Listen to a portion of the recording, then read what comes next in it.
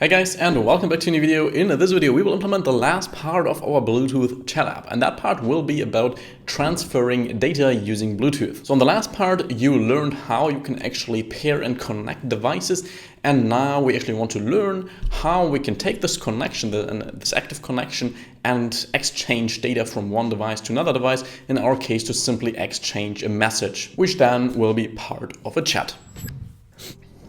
And that is actually the first thing I want to do here. So in our Android project, you can also find the initial code in this video's description in case you only care about learning how you can exchange data using Bluetooth. Then you can get this initial code we worked on in the past videos in this video's description from my GitHub. And the first thing I want to do is I want to create a class in our domain chat package, which will be called a Bluetooth message. This will be simply a wrapper class that contains the information we want to have for a certain chat message. That includes, on the one hand, the message itself, which is a string, so the text we actually want to send. That includes the sender name. So in our case, in our Bluetooth chat, that will just be the name of the Bluetooth device. So for example, the name of the device we send the message from, so like Pixel 6, OnePlus 8 or so. And one last field we need here is from local user, which we need to pass here to know if this message is actually a message we sent or the other party sent, so that we know where to display it later on in the chat, so either on the left or on the right. And then the next thing we need to worry about is how we now take such a Bluetooth message object and send it via Bluetooth. If you watched the previous video carefully, then I mentioned that the way we exchange data via Bluetooth is very similar to exchanging data via just an active connection to a remote server, for example, using WebSockets. So in the end, we just send bytes from one party to the other party. So we need to take such a class and kind of convert it to bytes. If your classes get more complex, then I would really recommend to serialize them with something like JSON or so. I kind of find that overkill for simple chat message like here. So I will have my own kind of serialization logic, which we will now implement in our data chat package, which I will call Bluetooth message mapper. So that will simply be a file, and in here we will have two functions. On the one hand, to take a Bluetooth message object and convert it to a byte array, which we can then later on send via Bluetooth, and on the other hand, to take a string which we get from a byte array and convert that back to a Bluetooth message object, which we'll then do wherever we receive that Bluetooth message, so on the other device. So first of all, let's have a function that extends a Bluetooth message and is called toByte array. It will return that byte array, and the way I will serialize this here is simply a string, and we will include the message first of all. Well, let's actually include the sender name first of all, then use a hashtag to distinguish these two fields, and then have the the message. And we say we encode this to a byte array. So in the end, since we can very easily convert a string to a byte array, we simply include all the info we need on the other device, which is the sender name and the message, and we just use a separator here so we can then kind of split the string on the other device and then extract the sender name and message that way. With this approach, of course, there shouldn't be any hashtags in the sender name, otherwise the splitting logic might be affected here, or rather in the message. This is of course a limitation which I will accept here for the sake of simplicity, but in a real app I would really recommend to use a real serialization kind of parser using JSON or so, and then you won't have these kinds of limitations. So on the other party, we will then have a function which extends string, and this will then convert that string to a Bluetooth message, which will then return that Bluetooth message. And here we also need the info if that is from the local user, since we don't include that when sending it, because we can decide that on the local device, because if we receive such a message, we know it's not from the local user, and if we send one, we know it is from the local user. Now we can first of all extract the sender name. So the name is substring before last, and here we can enter a character, which is our hashtag. So it will take a substring before the last appearance of this hashtag. So the last appearance of this hashtag will be this here, in case the message does not contain one. So we will take the substring for exactly this message. The substring before this, so which will be the sender name. And that, of course, is exactly what we want to retrieve here. Now then we do this the same thing for the message. So val message. In this case, it's now substring after, and we again add our delimiter here, so our hashtag, which will then find this and take the substring after that, which is our message. And then we return a Bluetooth message object, and we just use the fields we just extracted. So name, and actually it's called sender name. And is from local user is whatever we passed here. Okay, the next thing we need to do is in our data chat package, we now want to create a new class called Bluetooth data transfer service, which will simply contain the functionality to, on the one hand, receive messages and send messages. We can simply make that a class, and it will take one constructor argument, which will be a private val socket, which is a Bluetooth socket, so an active Bluetooth connection to another device. And in here, we will then have one function to listen for incoming messages, which will return a flow of type connection result. We created this class in the last video, which we can now extend with another case that we want to have here for the connection result, which corresponds to receiving a message. So in between here, we could have a class, or probably also a data class, transfer succeeded, and here we pass our message, which is a Bluetooth message, and that will simply be a connection result like this. And then here we can return such a flow. So I want to say we return a flow here using our flow builder, in which we first of all want to check if we are actually connected to that socket. So if socket is not connected, if we're not connected to that socket, we simply return out of that flow, since then there's nothing to listen for. After that, we want to define a buffer, which is a byte buffer, and the size is actually not a byte buffer, a byte array. So this will just serve as something we use to read our bytes in, so when we receive a message, and this will just be 1024 bytes large, so 1 kilobyte. And then what we want to do is we want to kind of keep this connection active, because there could always be a message that could come in. So what we want to do is we want to have a while true loop as long as we actually want to keep this connection alive and listen for incoming data. And in this loop, we get our byte count. So we now read in all the incoming bytes by using a try and catch block. If this throws an exception, we know the connection was interrupted. So in case of an IO exception, we can then handle this case. But first of all, in here, we only use our socket, and here we get an input stream, which now gives us all the incoming data.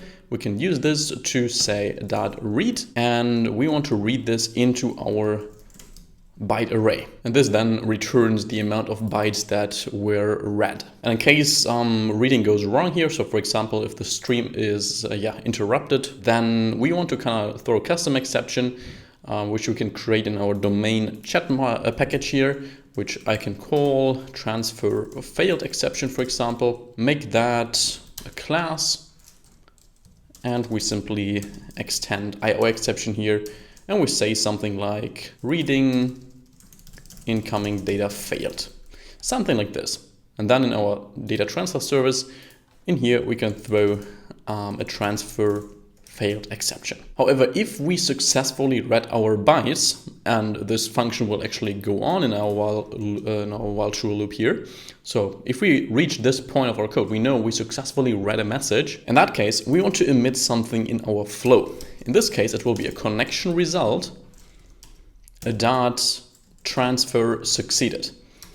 And in here, we will attach a Bluetooth message. And how do we now get the Bluetooth message object inside of this flow? Because we now assume that we received a message but we don't really know that this is a Bluetooth message. Of course, we know that because we only receive data here from another app, another device that also contains this app.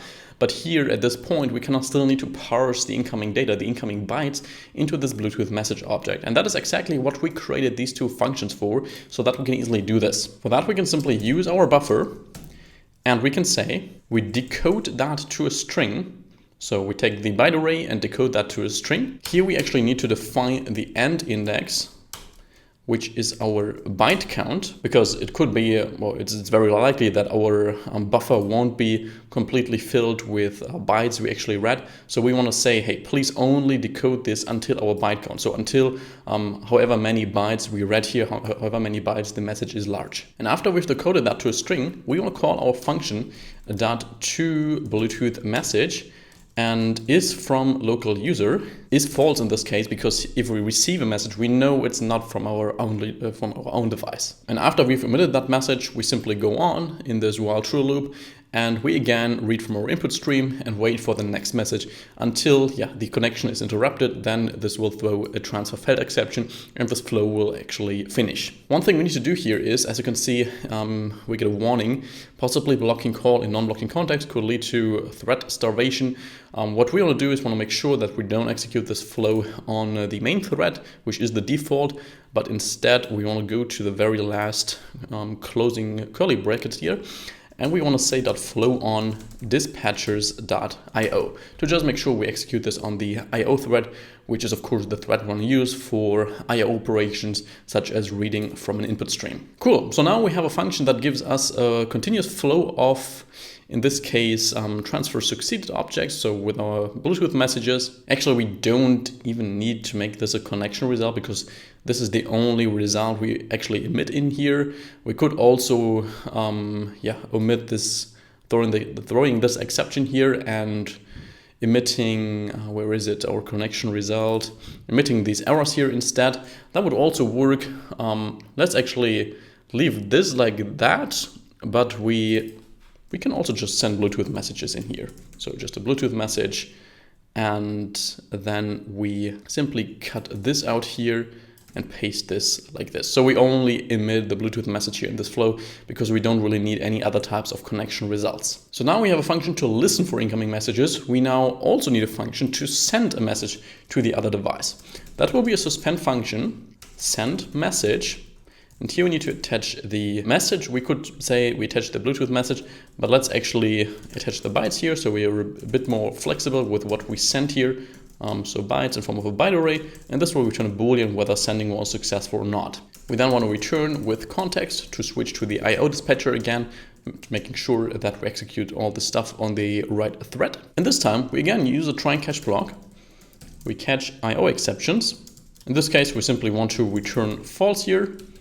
And in the try block, we this time use our socket.output stream. So the output stream is used to send something out to the other party. And here, instead of saying read, we say .write to write something into the stream. And we simply pass our bytes to this output stream to send them to the other party. After this try block, if we did not throw an exception, we can assume that this was successful, so we return true. In case you do care about this exception, you can also print it here, so e.print stack trace, just as a little bit of information.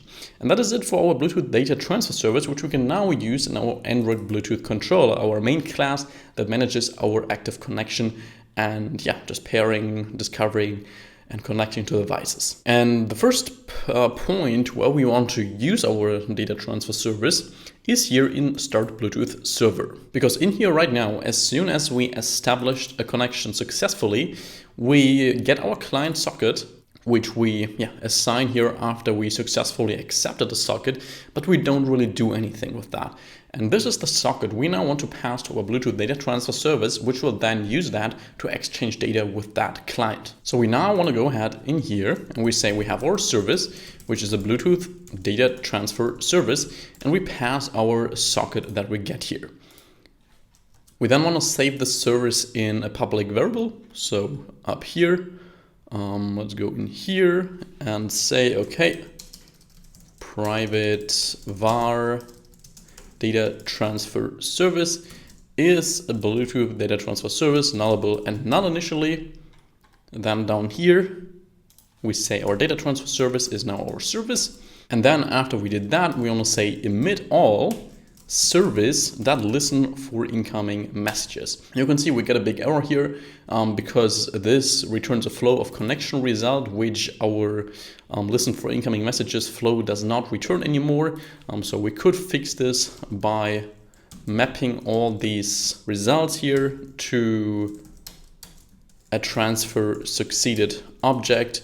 And here we pass simply the Bluetooth message we get from this flow. So emit all will simply block the outer flow, so the flow we return here, as long as the flow we pass here has active emissions. And since this flow will keep the connection alive as long as it can be kept alive, so as long as both parties actually stay in the chat and don't interrupt it or so, and don't close the app or so, as long as that is the case, it will also keep the outer flow alive, and it will send all the emissions that this flow returns into the outer flow here that we return in Star Bluetooth server. And we now want to do the same for our other function for connecting to a device, because here we also get our current client socket after we, of course, connect it to another device. So right now we managed that we can exchange data if we start the server on our device, but we of course also want to be able to exchange data if the other party started the server and we connected to that device.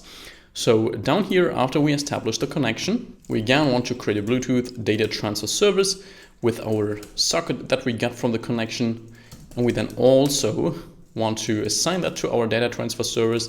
So set that to it. And then we again say emit all socket listen, actually not socket, it.listen for incoming messages. And we map that to transfer succeeded objects and pass our Bluetooth message. And then we don't have any errors. And it basically does the same as for our other function, just that this function refers to if we actually connect to a device and not start the server our own. And then last but not least, we need a function in our Bluetooth controller to actually send a message, which will then trigger our Bluetooth data transfer service and send a message into that. So for that, we want to go to our Bluetooth controller interface. And down here, we want to have a function, a suspend function, try send message. The message is string simply, and it returns a Bluetooth message object. So in case we successfully send the message, we simply return it here so we can add it to our chat and our ViewModel, so to our UI state.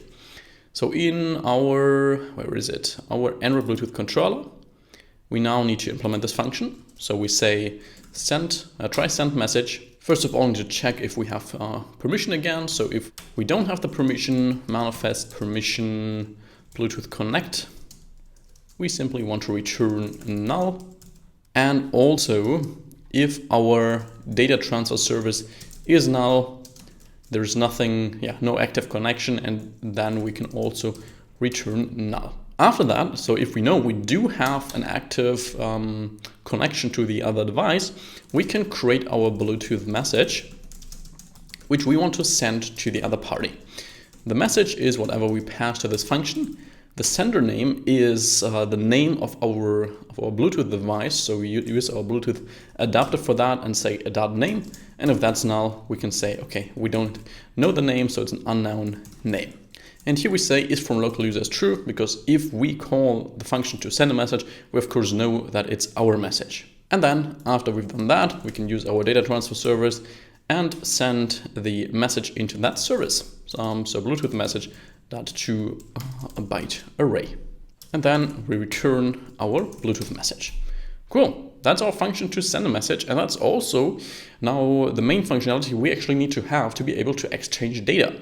Now, the rest of this video will be to update our ViewModel, to properly also deal with the states and stuff, and then also implement the chat screen in our UI to finally be able to send messages using Bluetooth. On the one hand, we're going to go into our Bluetooth UI state and extend this with one more field. That is messages, which is a list of Bluetooth message, which just contains our chat history, our active chat history, and equal to an empty list by default.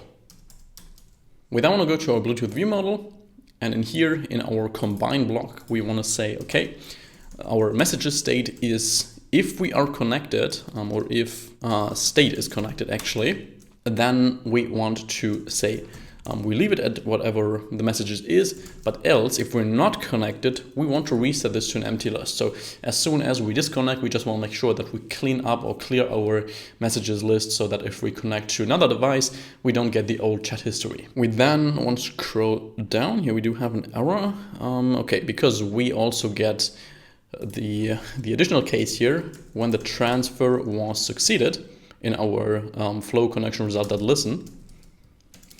This is called when we receive a message. In that case, we simply want to update our state with it.copy. And here we say our messages is now it.messages. So we leave the messages, but we add the new one, which is then result.message. So our Bluetooth message. Cool. And we need one more function to actually send a message. So in our ViewModel, which will be function send message. Here we take the message as a parameter that we want to send, and we then launch a coroutine in ViewModel scope.launch. We say val Bluetooth message is equal to our Bluetooth controller dot try send message, pass our message string, and that will return the Bluetooth message in case we successfully sent it. So if that returned message is not null, we can update our state and we add that to our messages list. So it.messages plus Bluetooth message. Cool. And I think that should already be the changes we need to do in our ViewModel. The next thing is our UI to extend that with our chat screen. First of all, I want to create a composable for a chat message. So in our presentation components package, chat message, and that will just represent one chat message in our UI. So let's select file, make that a composable called chat message. And this will simply take a message in form of a Bluetooth message we want to display and an optional modifier, which we set to the default modifier. To give you an understanding of how this will look like, let's also add a preview below. So preview, prev, and we call this chat message preview. Preview like this. And here we simply say, okay, we use our Bluetooth chat theme, and in there we simply add a chat message with a sample message we can add here. So the message would be a Bluetooth message. Message is hello world. The sender name would be, for example, I don't know, Pixel 6, and is from local user, could be true here. And if we then click on split, we should hopefully see the preview here. After we build and refresh this, right now it's of course empty because we haven't implemented our chat message composable yet. I want to start to create a column here in which we add a modifier. We set that to the modifier we passed. And the first thing I want to do is want to clip this. So we just want to make sure that different corners are rounded based on who sent the message. You will see in a moment in the preview what this will do. So here we pass a rounded corner shape. Oops, rounded corner shape. And we pass different corner radius here, depending on which corner that is. For the top start corner, if the message is from the local user, we want to use a corner radius of 15 dp and else 0 dp. So else we want to have a sharp corner here. Top end will simply be always 15 dp, and you will see in a moment in the preview how this will look like and why we do this. Bottom start will be 15 dp always, and bottom end will be if message is from local user, 0 dp and else 15 dp. After that clip modifier, we want to assign a background to our chat message composable here. So background, and I actually did not add our colors yet. So let's go into UI and color here, and I will simply paste my colors. You can find these in my GitHub if you want to use the same ones. I'll just make sure to use the same colors for the chat messages that I used in the app I showed you initially. So in here, if the message is from the local user, we use the old rose color, and else we use the vanilla color. And here inside of this column, we first of all want to show text for the sender name. So text composable, the text is message.sender name. The font size is quite small. We set it to 10 SP. Alt enter to import SP. and we say the color is color black. And now we should already start to see something if we refresh our preview, at least hopefully. And as you can see, now we do see something, which is just the pixel 6 text. And of course, because we don't have a message, it's a very small message. So let's add that first before we see the full preview. So let's just copy this. Here we show the message.message. The font size is just the default font size. And here we want to assign a modifier that within where the max is 250 dp. So we just want to make sure that the width of this chat message does not exceed this 250 dp. And it also looks like we missed some padding. So after this background, dot padding 16 dp. And that already looks much better. So this is a message we send on our own. So you can see is from local user is true. That is why the bottom right corner is actually a sharp corner, because this will appear on the right side of our screen. And if we set this to false, you can see that will now be a message that was sent from the remote user. After this loaded, you can see now the top left corner is the sharp one, and we have a different color. Okay, now that we have our message composable, the next thing we want to implement is our message screen or our chat screen. So in presentation components, new composable, new class, which will be called chat screen. Select file, composable chat screen. This will take a few arguments here. On the one hand, our Bluetooth UI state, which we get from the ViewModel.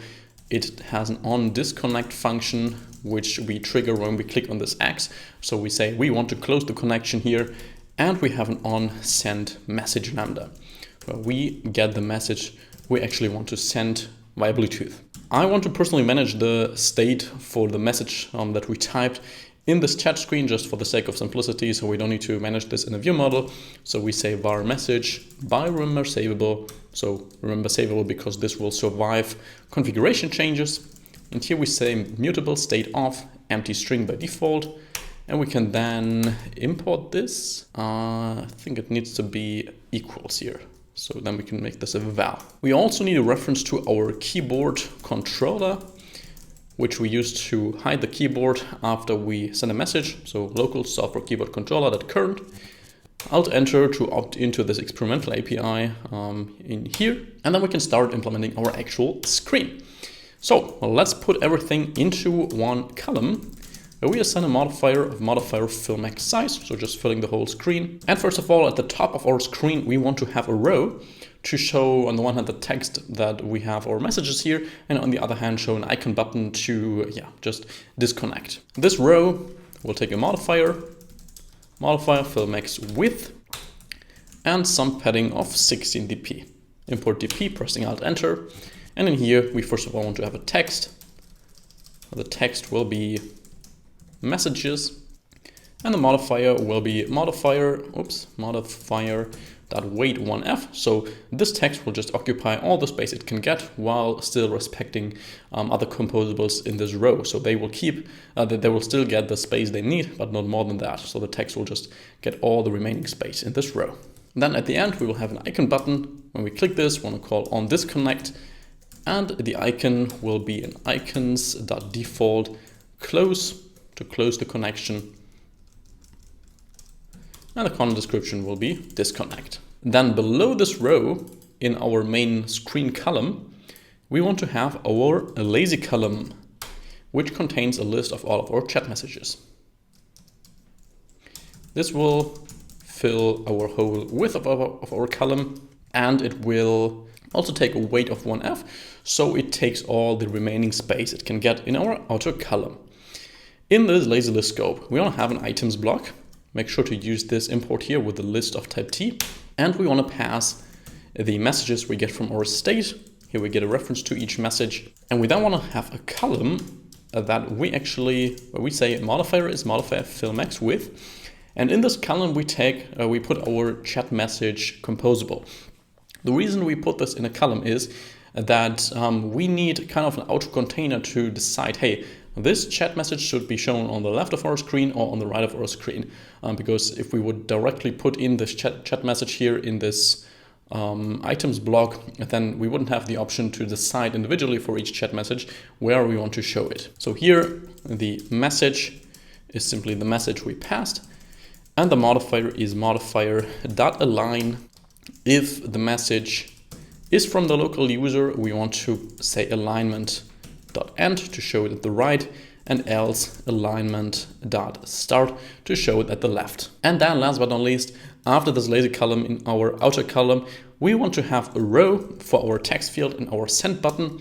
So this row will just fill the whole width of our screen, have a bit of padding of 16dp, and we say vertical alignment is center vertically, to center everything vertically in that row. Then we say we have a text field, which will contain the actual chat messages content. The value is message.value, so our message state. On value change, here we simply say message.value is equal to it, so the new message that we typed. The modifier will be modifier weight again, and the placeholder will just be a text that says message. And then at the end of our row, we'll have an icon button to send our message. So here when we click this, we want to call onSendMessage with our message.value. And in here we say we have an icon, icons default send. And in here for the content description, we just use send message. And that is our chat screen composable, or chat screen, in the end, how we want to have it. Now we of course need to use this in our main activity. Oh, something we forgot is dismissing the keyboard. So here when we send a message, we also want to say keyboard controller dot height, like this, to just make sure we hide the keyboard after sending a message. So now in our main activity, if we scroll down here to our surface and this when expression, we want to extend this with another condition, because if our state is connected, if that is the case, we want to show our chat screen. So here we say the state is simply our state, which we already have. On disconnect, here we pass a ViewModel, disconnect from device. And when we send a message, we say ViewModel, send message, like this. And I will say we try this out on my devices here and hope for the best that we're actually able to exchange messages via Bluetooth. And if not, we will find the reason and fix it. So here on the left, my Pixel 6, on the right, my OnePlus 8. And let's say we start the server on my Pixel 6. That is nothing new to you. It says connecting. And if we now select the Pixel 6 here in my paired devices list, we connect, it says you're connected, and we actually see the chat message screen, which looks good. Let's try to send something like, hello, how is it going? And if we send this, we do see it on both screens. We need to add some padding here, but that is looking quite good. So here on this device, we actually see the message on the right, just as in WhatsApp, because we send it, and here we received it, so we see it on the left. And we can now reply. We should also clear the text box, by the way. Good, how are you? Something like this. Send this, and we received it here from our OnePlus, here from our Pixel 6. So the chat is working perfectly fine. Let's fix these little UI things. So of course also centering this stuff here in our row by going to our chat screen. In our lazy column, first of all, we say we want to add some content padding values 16dp.